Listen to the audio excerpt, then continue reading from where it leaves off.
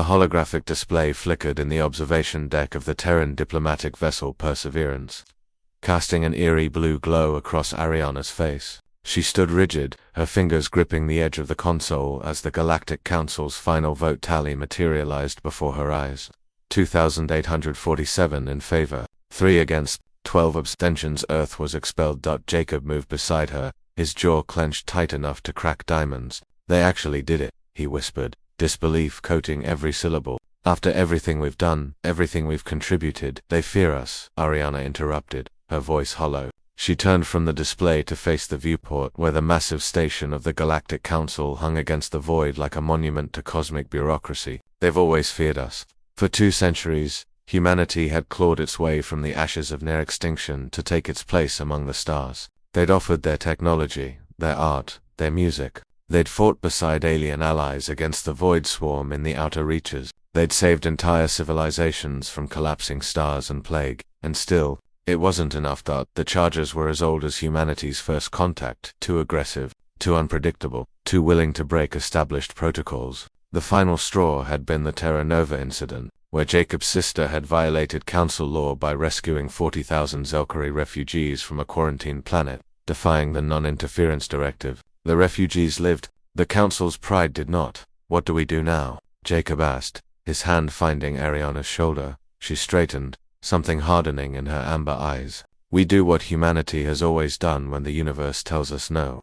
She met his gaze. We prove them wrong. The journey back to Earth took 3 weeks through conventional space lanes. The Council had already revoked humanity's access to the Quantum Gate network. Ariana spent those weeks drafting what would become known as the New Horizon Initiative, while Jacob coordinated with the scattered human colonies across the frontier. When they finally reached Earth, the planet was already buzzing with defiance. The expulsion had ignited something primal in humanity's collective consciousness. The refusal to be diminished, to be forgotten, to fade quietly into irrelevance. The United Earth Assembly convened within hours of their arrival. Ariana stood at the podium, looking out at the representatives of 6 billion souls, and spoke with a clarity that would echo through history.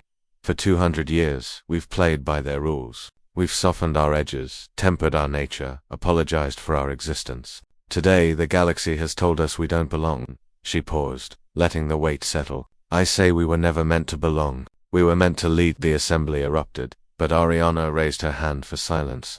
The New Horizon Initiative is simple. Humanity will forge its own path. We will build our own gate network. We will establish our own trade routes. We will reach out to the unaligned worlds, the forgotten colonies, the species the Council deems too primitive for contact. We will offer them what the Council never could: genuine partnership without condescension.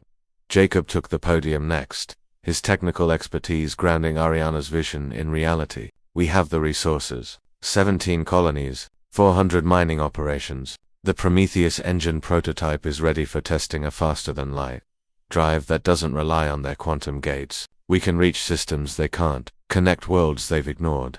The vote was unanimous. 15 years later, Ariana stood on the bridge of the Indomitable, humanity's first Dreadnought-class explorer. As it emerged from an experimental jump into the Kepler voida region of space, the Council had deemed navigationally impossible. Jump successful. Captain, the navigator reported, wonder in her voice. All systems nominal. We're exactly where we should be. Jacob, now humanity's chief engineering officer, grinned from his station. The Prometheus drive works even better out here. Less gravitational interference. But what truly made Ariana smile was the tactical display. 17 ships populated the screen, not all human. There were Zelkari vessels, Brintari cruisers, even 3 culinary frigates. All members of the Independent Alliance, the coalition humanity had built from the galaxy's outcasts and forgotten. Captain, we're receiving a transmission, the communications officer announced. It's from the Galactic Council. Ariana exchanged a glance with Jacob. After 15 years of silence, the Council finally spoke. The face that appeared on screen was High Chancellor Ver, the same officious bureaucrat who had announced humanity's expulsion. He looked older now, tired. Captain Ariana of Earth. The Council wishes to discuss terms of renewed diplomatic relations. Interesting timing, Ariana replied coolly. What's changed, Chancellor? Verix's mandibles clicked in what might have been embarrassment. You have succeeded where we failed. Your independent alliance has brought stability to the frontier. Your technology has opened regions we thought unreachable, and your ideology of genuine partnership has inspired reform movements across council space. He paused. We were wrong to expel you. Ariana leaned back in her command chair, considering. Beside her, Jacob waited, knowing this decision was hers alone to make. Chancellor, humanity appreciates your words, but we're no longer interested in being members of your council. Before Verix could respond, she continued. However, we're willing to establish an embassy, equal terms, mutual respect, and one condition: you remove your sanctions on any species requesting independent alliance membership. Verix hesitated, then slowly nodded. Agreed. As the transmission ended, Jacob moved to Ariana's side. You know this changes everything. We'll be negotiating with the council now, working within their system again. No, Ariana corrected, a fierce pride in her voice. They'll be working within ours. We didn't beg to be let back in. We built something better and they came to us. She looked out at the stars, visible through the viewports, so many more stars than humanity had known before expulsion. The galaxy voted to expel Earth. We chose to forge our own destiny, and in doing so, we gave others the courage to forge theirs. Jacob smiled, understanding completely. Humanity had never needed the Council's approval. They'd needed only what they'd always possessed: the stubborn, magnificent audacity to reach for the impossible and make it real.